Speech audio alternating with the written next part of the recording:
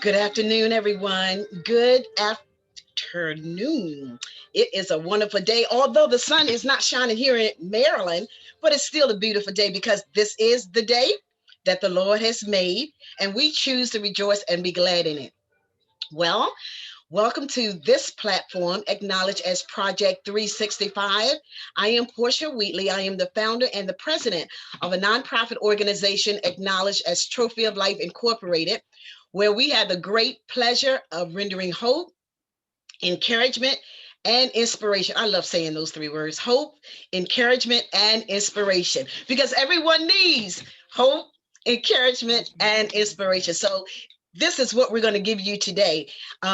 Before we introduce our guests, I wanted to ask if you would become a part of our team and go to our YouTube channel and subscribe. We definitely need you to subscribe because that will assist us in taking this message of hope, encouragement, and inspiration all around the world. I tell you, God is doing some great things in manifesting the words that come out of my mouth. And we want you to be a part of that. So when someone across the country sees this message, you already know, especially if you're our guest on one of the on this particular platform. So we're happy for what is going on, and we want you to be a part of it. Well, our guest today is in the person of Miss Alishia Potter. And it's not Alicia, it's Alishia Potter. And we're so happy to have her. Today, our topic is um, talking about real estate and obtaining your own home. I know there are millions of people that have purchased their homes, but there are millions of people who have a dream to purchase their home. And we want to focus in on them today. We always have different topics for whoever and whatever situations people may be in. And today we want to give information and hope and encourage and inspire individuals who have not purchased a home to do so. And we have the great person, an acknowledgeable person, and one that is most capable of giving us that information of how we can do it, how we can obtain it. So, on that note, I love to say, on that note,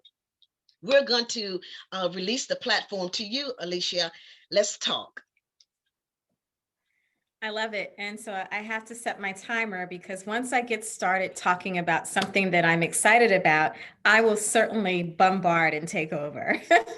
So first, I just want to thank my a beautiful, amazing sister friend, Portia, for inviting me to this platform. I count it as an honor and a privilege to be with you today and really to share, right, hope, healing, and inspiration in the aspect of becoming a homeowner. So my name's Alishia, as she said, and yeah, funny story. I'm 46, right? I didn't know until maybe about 2 years ago from my dad that he meant for my name to be pronounced Alishia. So every time someone would say that from the time I was a child until I can remember, I would always correct them and say, no, it's Alishia. It's a silent I at the end. And we happened to be writing to my daughter's high school graduation and talking about that. And he's like, no, I meant for it to be Alicia. My dad is from Haiti, so that's how he wanted it to be said. But whatever you call me, I'm a child of God and I will answer to it. So my name's Alicia and I am a realtor. I'm licensed in the states of Delaware and Maryland. I am an assistant team leader with an amazing organization, Keller Williams Realty of Delmarva. We're all over the country and in 52 countries. And my role as an assistant team leader, I run an office in the Salisbury, Maryland area. I focus on agent growth and development. I'm also still very active in real estate. I represent people selling their homes. I represent people buying homes. And I just recently established my own real estate group called the Optimism Group. And our mission is to provide people with the next level real estate experience by educating them and mobilizing them in the area of real estate purchasing and selling. So I'm excited to be here. So I want to talk a little bit about the home buying process. And really what it inspired me to even get into this industry was my own experience with the home buying process, which was very scary. I grew up in a family where honestly, I'm just totally transparent. I grew up in the hood, all caps. Our I guess our purview of being successful is you bought a really nice, expensive car and you drove it around in the hood, and that was how we elevated ourselves, right? But we didn't understand that that car didn't give us any equity, that, hey, you can't sell that car and go build a house from the ground up. And, we didn't understand, right, what real estate was. And I remember just as a kid, seeing my mom, try to buy a home, and I remember us being like on a block, in Roxbury somewhere. I'm from Boston, and she's like, I'm going to buy a home for $1, and we're on the block, and all these people are out there. And what I understand now is it was an auction, and my mom was trying to buy a house from HUD at an auction for $1, and that was my understanding of how to buy a house, honestly. And so that didn't happen. And I just realized that for me, I wanted to break that cycle in my family and create generational legacy, and really take things the next step over that my mom couldn't, and be the first one to own a home. I was able to achieve that back in 2008 during the Great Recession. I had gone through a really traumatic divorce. My children were really young. We were in a homeless shelter as part of that journey. And just through, knocking on doors and not taking no for an answer, God blessed me with opportunity to just run into the right people. And we know that that's called a divine appointment. And I didn't meet any of the criteria for the program that I had stumbled along into. And, they told me when it was over, don't tell anybody you made history with us, because I did not meet any of the criteria. But I was in a program that allowed me to learn about budgeting, about financing, about, building credit. I was so ashamed, right, of my credit.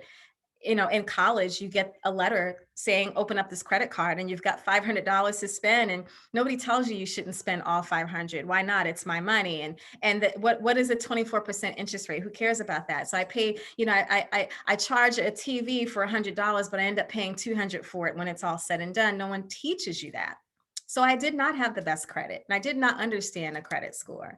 And so I was intimidated by the process of buying a home. I thought you needed to have a lot of money. I thought you needed to be rich, or that you had to have an 800 credit score. And so with my little 6-something credit score and all of my 6-figure student loan debt, and me working just a very, not even like on the edge of middle class job, God blessed me to go to settlement on my home in 2008 during the Great Recession. And my children were about 6 and 7 when that happened. And that inspired me to go into real estate. So I want to talk to you today just about some of the myth, and hopefully I'll be able to bust a lot of those myths for you, and really would love to make myself available to you for some one-on-one consultations, or at a later time to answer any further questions you have. But it is a myth that you need perfect credit to buy a house, okay? What's not a myth is that you should be credit worthy. So credit worthy just means that someone needs to be able to trust you, right? If buying a car is one of the easiest, biggest purchases to make. We're not asking to borrow a lot of money, 6,000, 10,000, maybe 15,000. But when you're asking for a major bank to lend you 6 figures, right? That's a whole different platform and a whole different story. And so there's many layers that they have to look at. And one of those layers is going to be your credit worthiness. And so are you reliable to, if I lend you this money, will you pay it back? And will you pay me back on time? And so how you show them that is ensuring that you are building some credit that they can look at. So another myth, credit cards are not bad. Credit cards are good. Just like the cell phone isn't bad, it's good, right? Just like the internet and social media isn't bad, it's good, but it's what we do with those things that makes it bad. It's our behavior. So the behavior with credit cards is such that, right, you want to utilize them for small and meaningful purchases. And then you want to not go over 30% usage. So I'm going to pull out my little handy dandy calculator and show you kind of what I do when I'm in the store. So I know on one of my credit cards, I'm going to use them. The smallest card that I have is a little Capital One card that I opened up when I was wanting to rebuild my credit, $300 limit. So let's say I'm going into the store and I know I want to use my card, right? So you really shouldn't go over 30% of usage on your card, because if you do, that's showing that you're using the credit and you're using too much of it. And the system of credit, right, is that they want you to use it, but they don't want you to have to depend on it. So when you use too much of it, it's showing that you're depending on it, okay? So 30% usage, 30% for me, if I go into the store and I'm going to use my Capital One card, I'm going to take 300 times 30%, and I know that I'm not going to go over $90. That's my budget. Even though I have a $300 limit, I know when I go into that store, I better not spend more than $90 on my groceries. And so I started doing that, right? I had a life experience many years after becoming a homeowner, and it tanked my credit. Life happens. Your credit, is impacted by that. And so I just did these things to build credit. I would get gas. I would get groceries. I would not go over my 30% usage. I would pay it immediately off. And when I did that for a period of 6 months, I was able to start rebuilding my credit. Like my score jumped about 30 points in about 2 months. So that's a way to start building credit. And it is also a way to keep your credit good, is that you make these small purchases on your card. You do not go over 30% usage, not even by $1. I'm trying to tell you, if you go over 30%, even by $1, you're going to tank your credit score about 14 points. And that's true because I did it by accident a couple of months ago and was screaming at myself. So that is myth number one. Okay. Now, in this market, to be credit worthy to buy a home, you're going to need at least a 640 credit score. I recommend utilizing the app Experian. Experian is one of the major credit bureaus. Download that app on your phone. It's free. Maybe it might be $4.99 if you want to kind of upgrade it a little bit, but that's going to be the most closest accurate tool. I don't recommend Credit Karma only because it just has a history of not being as accurate. And utilize Experian to just track your score. And when you go for a loan for a mortgage, they're looking at your middle score. We all have a high, middle, and a low score. They're going to be looking at your middle score. And you want to make sure, right, that you're not borrowing more than you can afford. And that's, debt to income ratio is what the lenders look at, not just your credit score. So the two things, if you're out there buying a $70,000 car and you want to buy a house, you're going to be waiting a long time to do that. Okay. So for me, I just say, run your little raggedy Toyota Camry until you can't run it anymore, because how much debt you have on your credit versus how much money you're bringing in really does affect how much you get approved for when you're going for a mortgage for a house. Okay. So credit worthiness is about being responsible with utilizing credit, how much you're borrowing as well, and then being able to show that you are paying these people back and you're paying them on time. And life happens. So if life has happened, have you made arrangements to pay these people back, even if it's $10, $30 a month? All right. So now let's move to your credit worthy, and what do we do from here? Well, we sit down with a realtor. Okay. We sit down with a realtor. How do you find a realtor? Well, here I am. Right. But you sit down with a realtor and you want to get educated about the process first. And so let that person just kind of walk you down the process before you start going and filling out all these applications with Rocket Mortgage, Quicken Loans, and all these people. Right. Sit down and get educated on the process. When I have consultations with prospective buyers, what I share with them is number one. First step is with me. Let's find out what you're looking for. What's on your wish list? What will fit for your family? And then the next step is we're going to go ahead and do an application with a loan officer that I have a great relationship with. And it's your choice who you'd like to use. But realtors, we kind of been around a little bit. And so, we know kind of who's trustworthy, right? I mean, you're credit worthy, but you want to work with people that are trustworthy and have your best interest at heart. So it's good to just kind of connect with a realtor that's already built those relationships and can give you some strong and credible referrals. And so you'll do a loan application with the lender.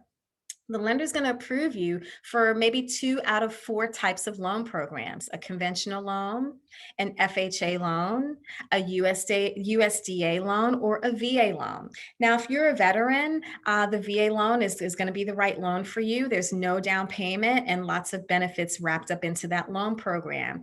And the VA wants to make sure that we're buying a house that, you can turn your key, move in, and live in. We're not doing any Chip and Joanna Gaines fixer-uppers on a VA loan. Okay.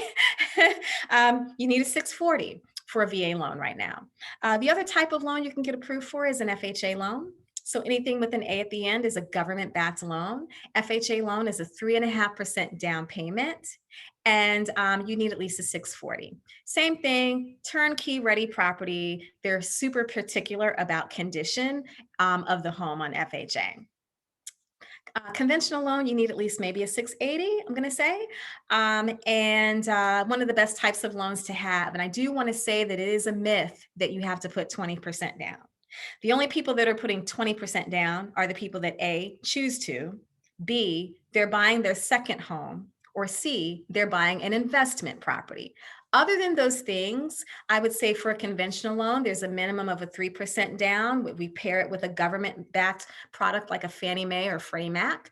And then 5%, 15, 10%, right? It's flexible, okay? And you wanna make sure that you're partnered with a mortgage company that can offer you those variable down payment options, okay? So we need to get pre-approved first.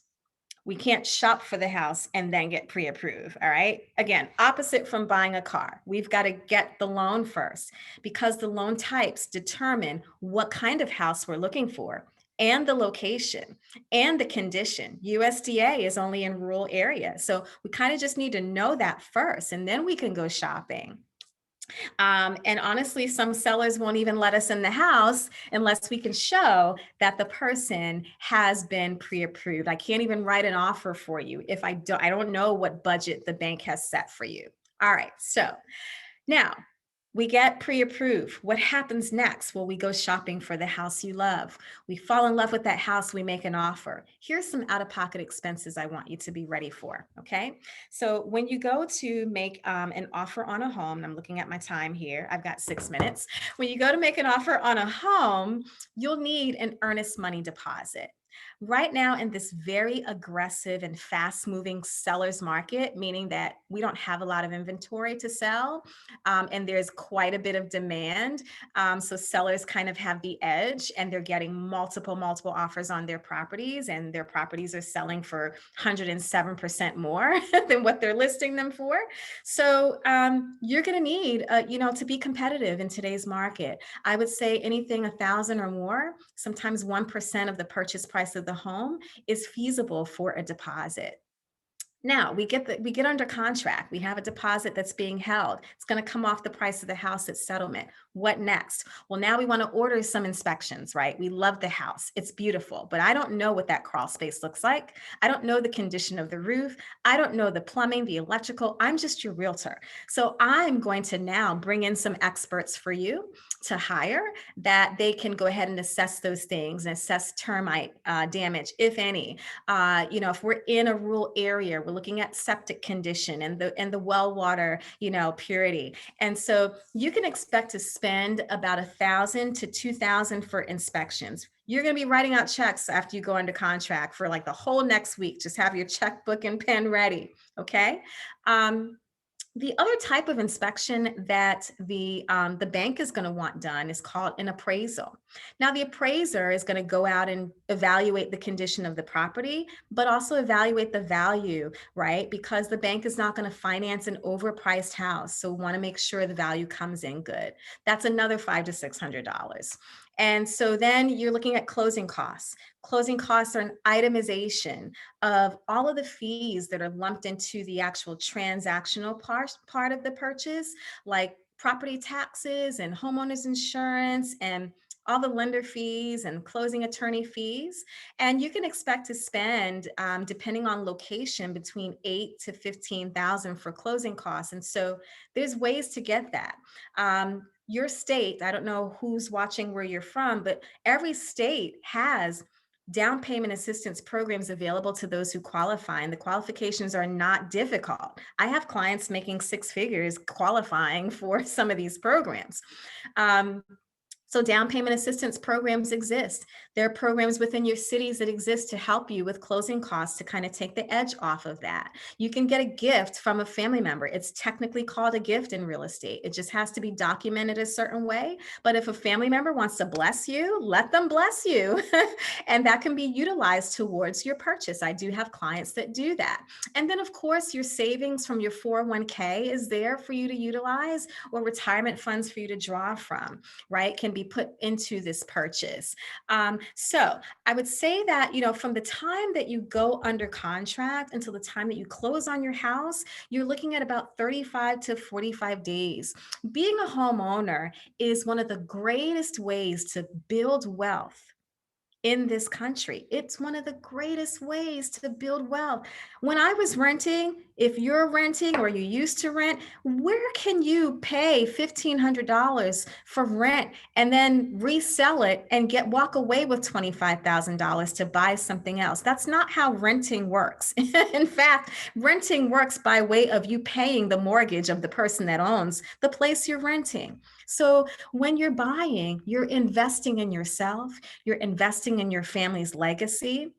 When you do improvements to the home, you're building and increasing the value. And every time you write out a check to pay your mortgage, you are literally paying yourself. And you can borrow against the money, the equity in your own home and go get a new car or go get an investment property.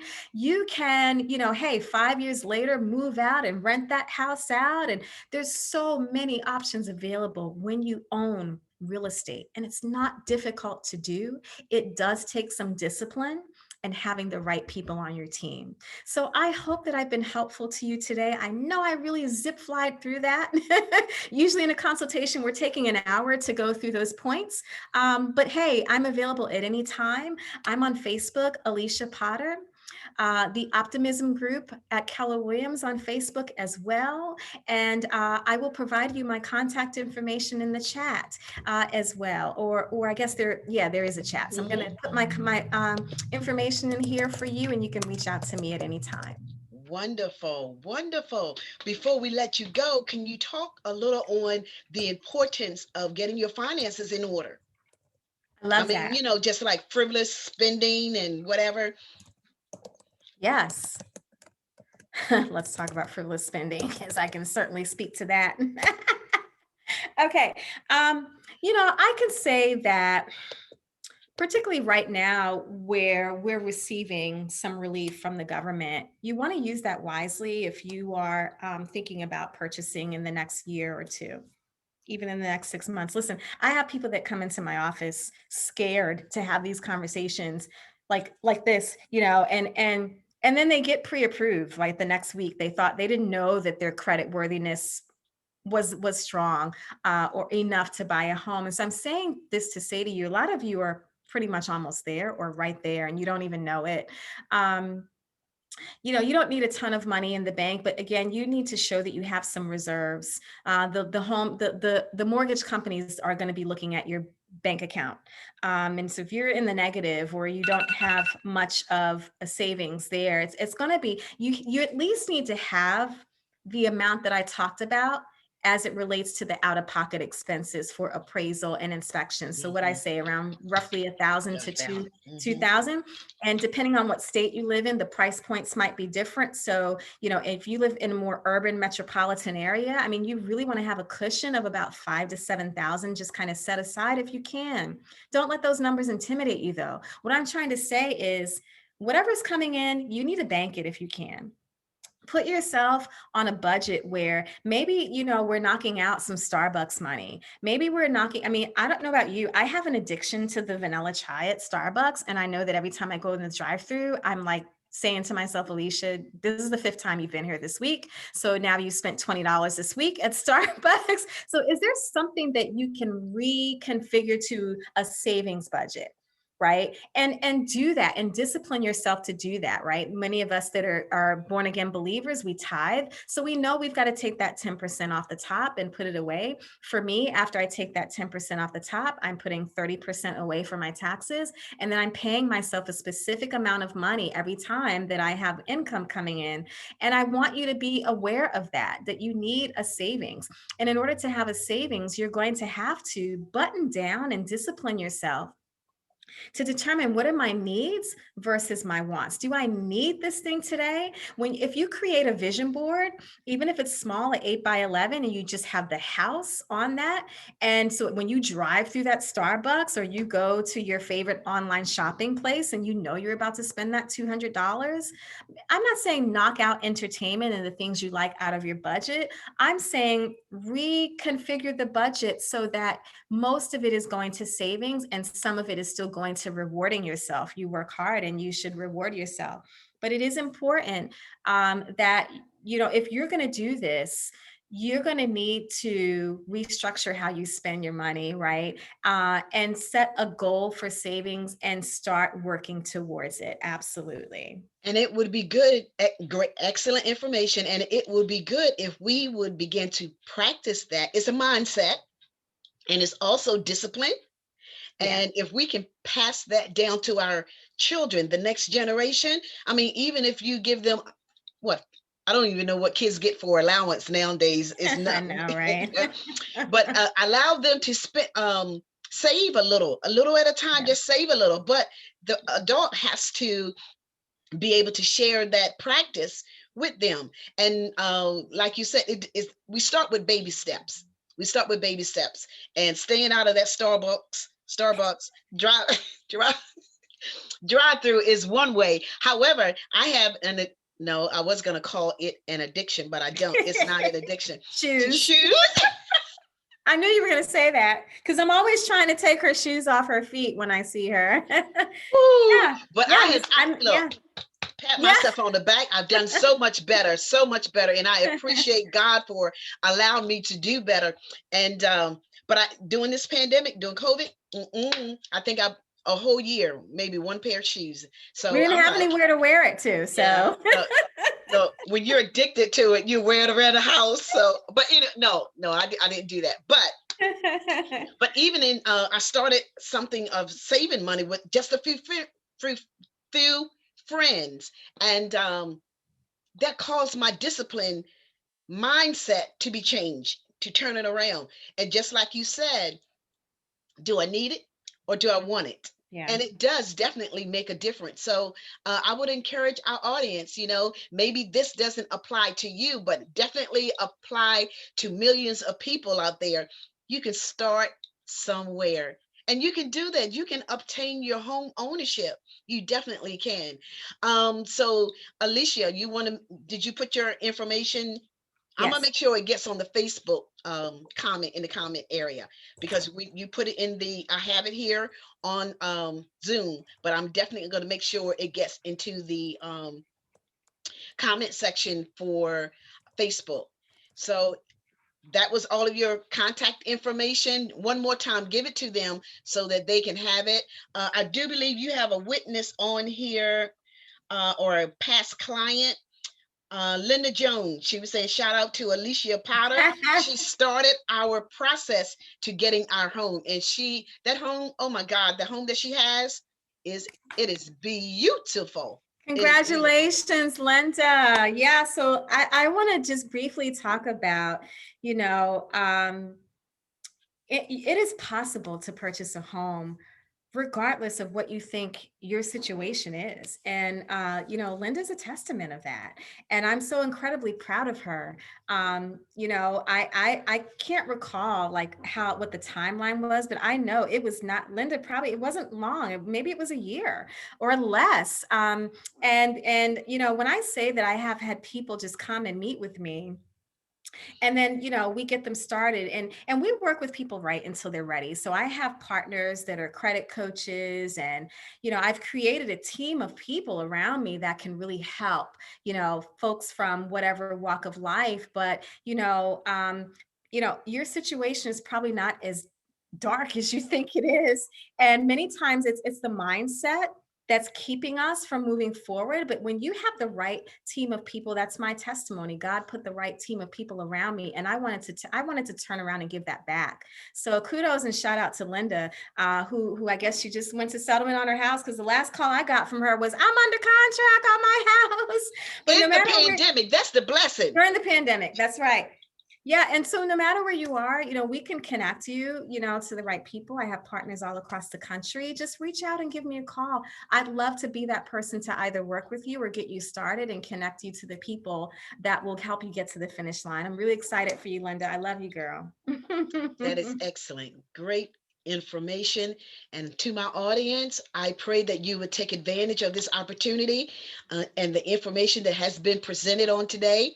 And feel free to contact Lady Potter, and she will lead you in the right direction. Thanks again, Alicia. I really appreciate you My accepting pleasure. our invitation to come and share with the world your expertise. So, and to our audience, thank you for tuning in, and we shall see you again on tomorrow. Bye bye. Take care, everybody. Bye-bye.